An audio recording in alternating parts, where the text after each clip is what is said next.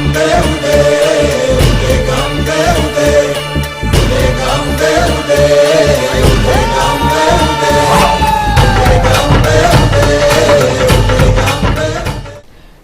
Me Harshada Kshirsagar in Solapur news channel प्रस्तुत नवरात्री नवदुर्गा या नवरात्र विषयक विशेष कार्यक्रमात आपलं सहर्ष स्वागत करते।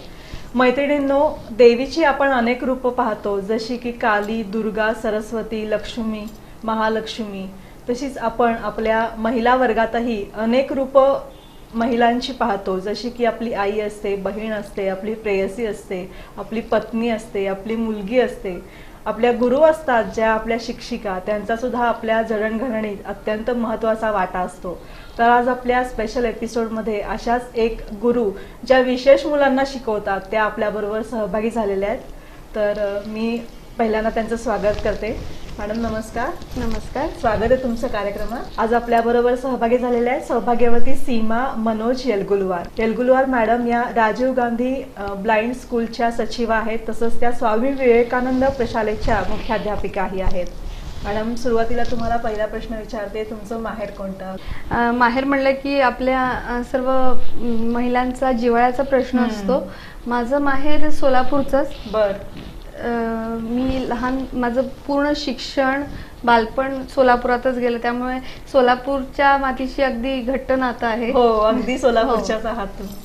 आणि मग तेव्हा कुठल्या शाळेत होतात सुरुवातीला? मी हरिबाई शाळेतून पहिली ते 10वी तिथे? हो, ओके। हरिबाई शाळेतून माझं शिक्षण पूर्ण झालं। नंतर संगमेश्वरमध्ये BSc इन फिजिक्स आणि भारती विद्यापीठमध्ये MBA इन फायनान्स पूर्ण केलेलं। बर, MBA झालेलं आहे तुमचं? हो। मग तुम्ही नंतर जॉब वगैरे काही करत? नंतर मी स्टेट बँक ऑफ इंडियामध्ये जॉब करत होते। बर। तिथे लोन ऑफिसर म्हणून पदावर होते। आणि मग काही आफ्टर मॅरेज जेव्हा आमच्या घरात सगळं शिक्षण क्षेत्राकडे माझा ओढा गेल्याने नंतर मी BEd सुद्धा केलं। बर। आणि शैक्षणिक क्षेत्रात जॉईन झाले। बर, म्हणजे एकदम बँकिंग कडून इकडे शैक्षणिक क्षेत्र चेंज झालं टोटली पूर्णतः। मग नंतर वैवाहिक थोडस तुमच्याशी बोलायला आवडेल की तुमचं लग्न कसं जमलं आणि नंतरची मग परिस्थिती सगळी कशी होती? लग्न आमचं परिचयातून जमलं। बर। इंटरकास्ट मॅरेज आहे। बर। दोघांच्या घरच्यांचा सपोर्ट केल्याने अगदी व्यवस्थित सेटल झालं। ओके।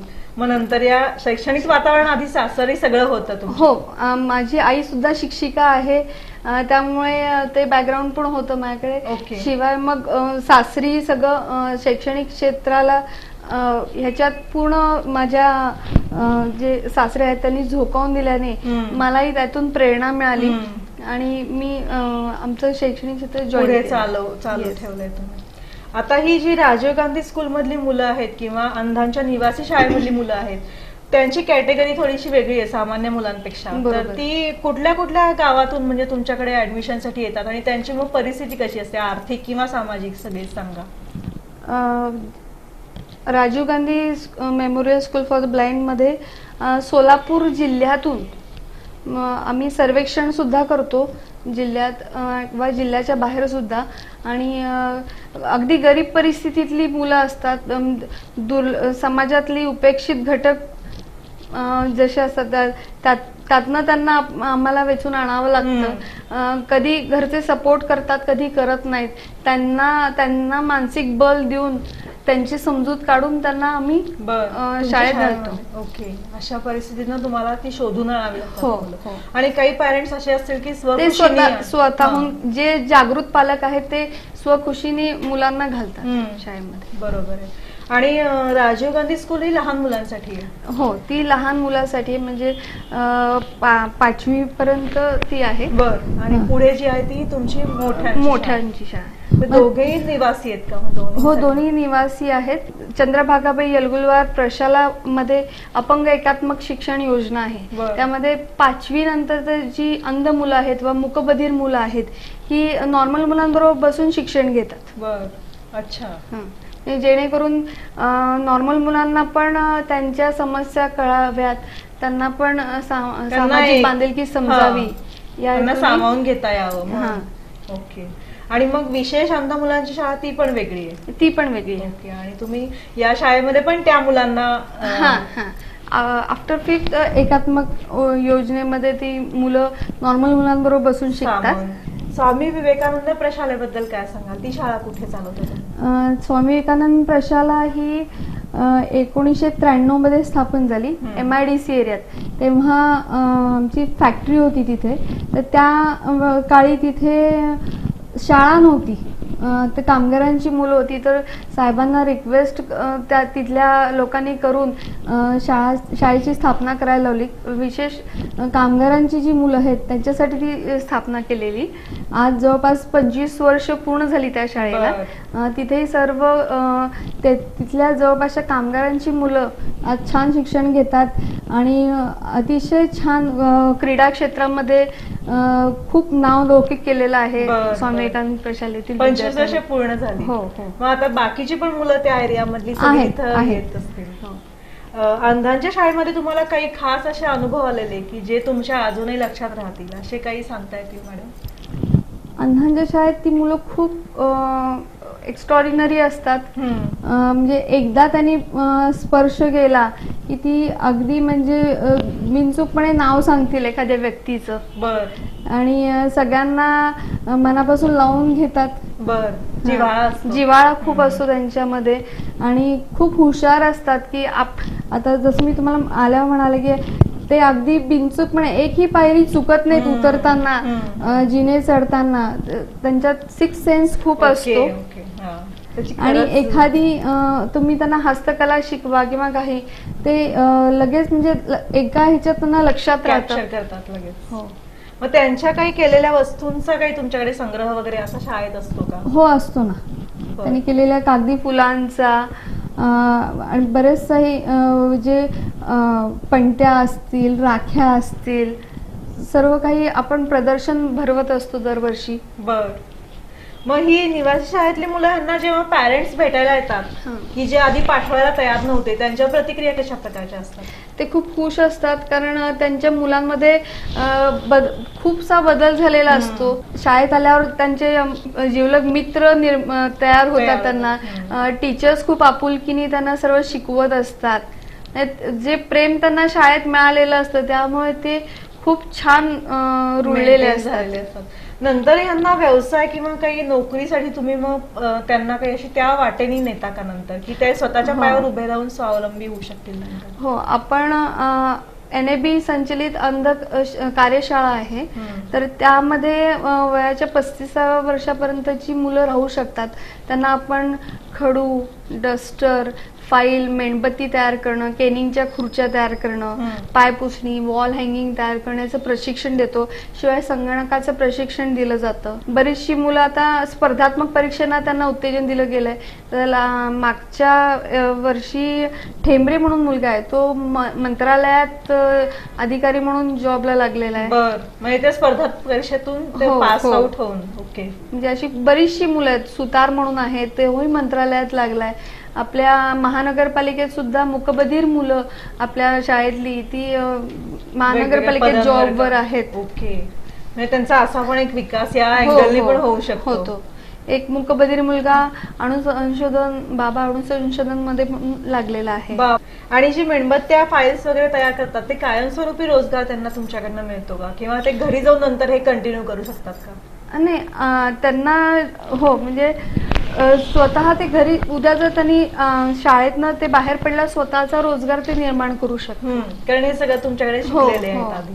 मॅडम, आता तुम्हाला असं विचारते की NAB ही जी संस्था आहे, NAB, तर NABच्या अंडर किती संस्था इथे काम करतात आणि त्याच्या तुम्ही सचिव आहात, तर त्या संस्थांची सगळ्या आम्हाला जरा माहिती सांगाल? NABच्या under Rajiv Gandhi memorial school for the blind, Mamata मुकबधीर विद्यालय, NAB निवासी अंध कार्यशाळा, तसंच NABचा बहुविकलांगाचं डेफ ब्लाइंड प्रोजेक्ट आहे. शिवाय चंद्रभागाबाई येलगुलवार शिशु आणि प्राथमिक शाळा, चंद्रभागाबाई येलगुलवार माध्यमिक व उच्च माध्यमिक विद्यालय, तसंच स्वामी विवेकानंद शिशु प्राथमिक शाळा, स्वामी विवेकानंद प्रशाला आणि नव्यानेच ओपन झालेलं आपलं द लर्निंग ट्री इंग्लिश मीडियमचं प्री प्रायमरी स्कूल आहे.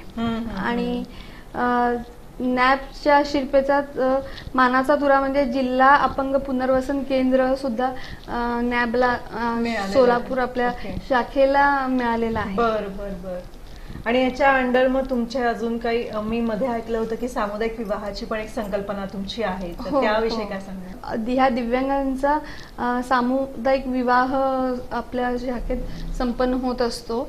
तर त्यांचे अगदी सोलापूर जिल्ह्यातलेच नव्हे तर अख्ख्या महाराष्ट्रातून आपल्याकडे आपण मेळावा भरवतो आणि त्या मेळाव्यातून ज्यांची जोडपी जमतात, दोन स्वभाव जुळतात जुळतात जुळतात तर त्यांची मग आपण लग्न लावून देतो. त्यांना संसार उपयोगी वस्तू देतो.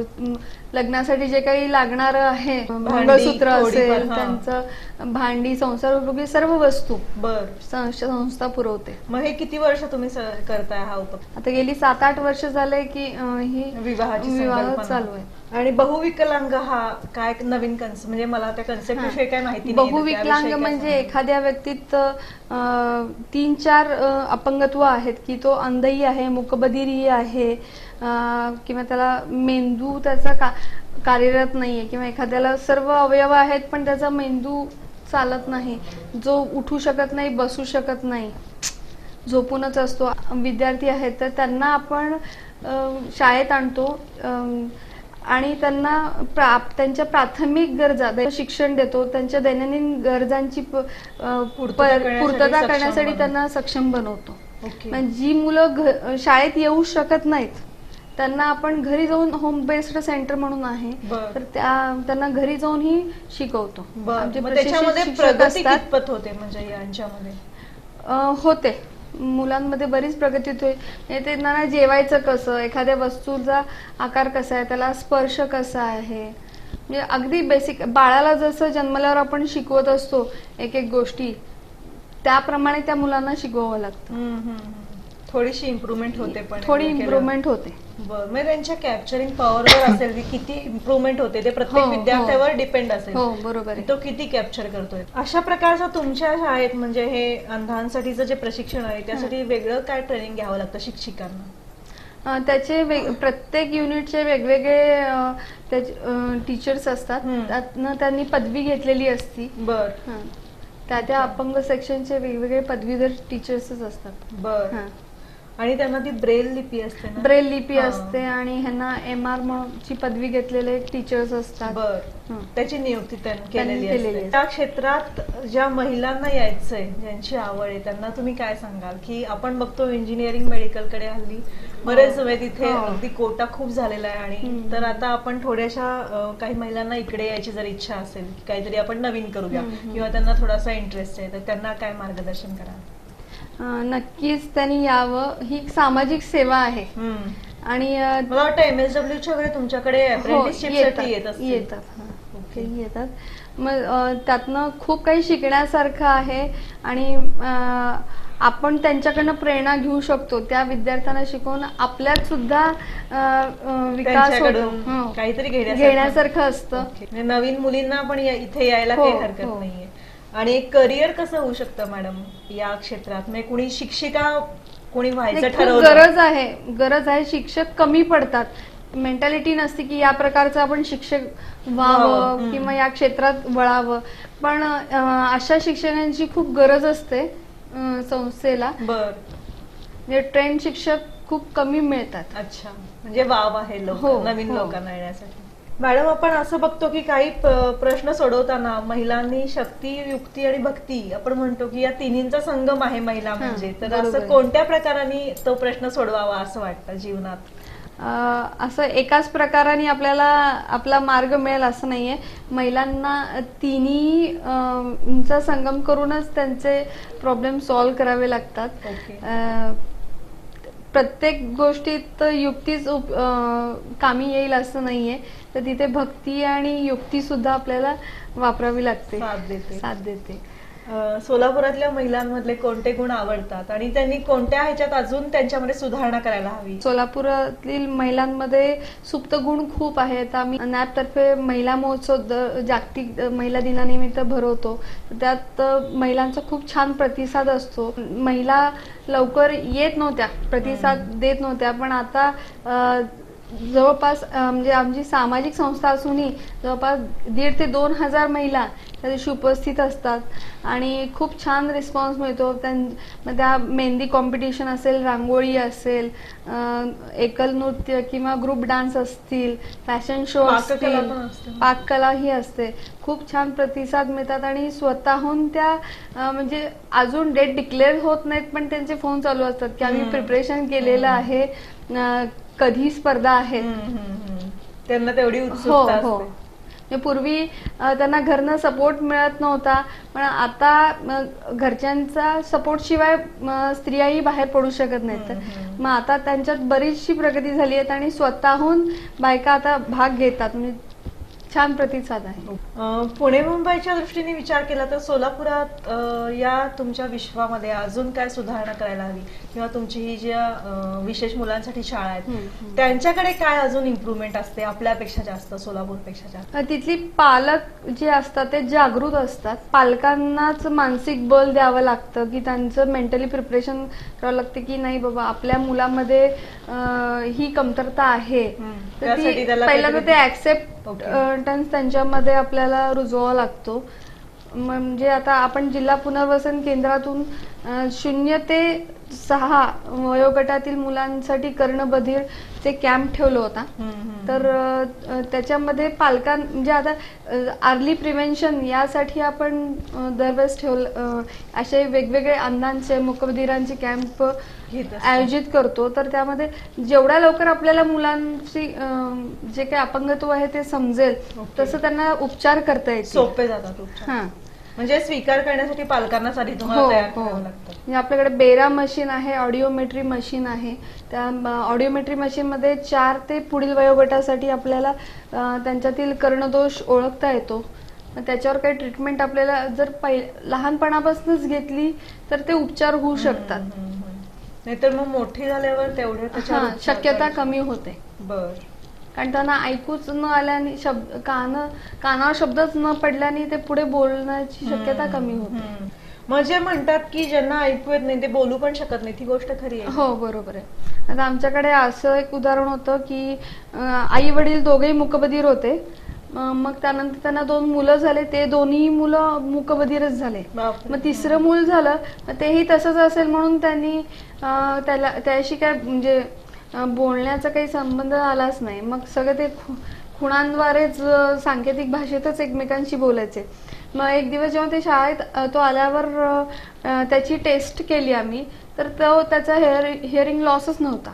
ओके. त्याच्या कानावर शब्दच न पडल्याने त्याला शब्द माहीतच नाहीयेत. ओके. अच्छा, म्हणजे तो नॉर्मल होता. तो नॉर्मल होता. ओके. असं पण असंही होऊ शकतं. चांगल्या पॅरेंट्सला कधी कधी अशी मुलं होतात किंवा कधी कधी अशा पॅरेंट्सला पण चांगली मुलं होऊ शकतात. ओके. म्हणजे पुण्या मुंबईपेक्षा इथल्या पालकांनी जागरूक जास्त राहायला हवं असं. जाता जाता मॅडम शेवटी असं विचारते की तुमचं पुढचं स्वप्न काय असेल भविष्यात? 1985 साली आपली नॅप संस्था ही माननीय प्रकाशजी तेलगू संस्थेचे संस्थापक आहेत, अध्यक्ष आहेत. तर त्यांनी जे रोप लावलं त्याचं आज एवढं वटवृक्ष झालेलं आहे. तर आमच्या नॅपचं अजून एक स्वप्न आहे की नेत्र रुग्णालय काढावं, तसेच सेन्सरी गार्डन अंधांसाठी. हे 2 संकल्प आहेत, त्या दृष्टीने वाटचाल करत आहोत. छान. सेन्सरी गार्डन म्हणजे त्यात काय असतं? स्पर्शाद्वारे त्यांना कळतं अंध विद्यार्थ्यांना. बर. मग नॉर्मल गार्डन साठी त्याच्यात काय रोप किंवा काय असं नेचर काही असतं? वेगळ्या प्रकारचं असतं ते. बर. मग त्यासाठी चालू आहेत आपले प्रयत्न. बर.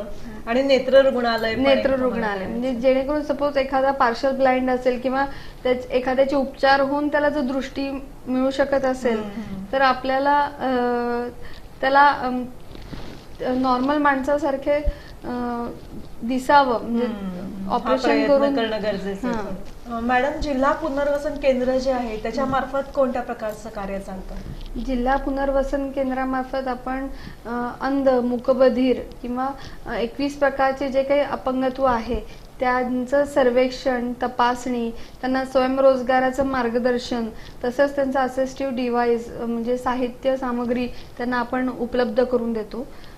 पूर्ण सोलापूर जिल्ह्यातील जे काही अपंगांचं त्यांच्यासाठी कॅम्प, वेगवेगळ्या प्रकारचे कॅम्प भरवले जातात आणि त्यात त्यांना मार्गदर्शन आणि उपचार सांगितले जातात. बर, पूर्ण सगळ्या सोलापूर जिल्ह्यासाठी हे हो, केंद्र हो. आहे. सगळ्या प्रकारचा तिकडे उपाय आणि त्याच्यासाठी लागणारे साहित्य आपण साहित्य सगळं आपण उपलब्ध उपलब्ध करतो. मॅडम, वेळात वेळ काढून आमच्या स्टुडिओत आलात, इतक्या छान तुम्ही आमच्याशी संवाद साधलात, सगळे तुमच्या विषयातले जे आम्हाला माहित नव्हती अशी पण माहिती दिलीत, खूपशा शंकांचं निरसन केलं, त्याबद्दल इन सोलापूर न्यूज चॅनल परिवाराकडून आपले हार्दिक आभार आणि तुम्हाला इन सोलापूर न्यूज चॅनल परिवाराकडून ही छोटीशी पर्यावरणपूरक भेट. थँक्यू. थँक्यू.